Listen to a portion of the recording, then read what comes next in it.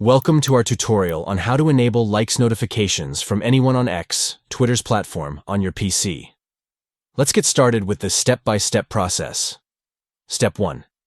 Begin by opening X, the Twitter platform, on your PC. Step 2. Once X is open, locate and click on your profile picture, situated in the top right corner of the screen. Step 3. From the drop-down menu that appears, select the option for Settings and Privacy. Step 4. In the left-hand column of the Settings and Privacy page, find and click on the Web Notifications option.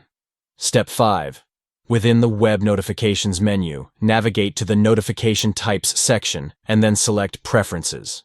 Step 6. Look for the Push Notifications category within the Preferences settings and click on it. Step 7. Under the Likes section, ensure to choose the option From Anyone to receive likes notifications from all users on Twitter.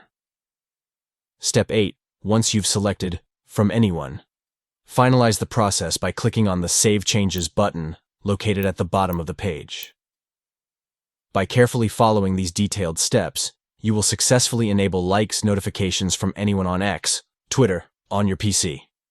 Stay connected and engaged with your Twitter interactions effortlessly. Thank you for watching and happy tweeting.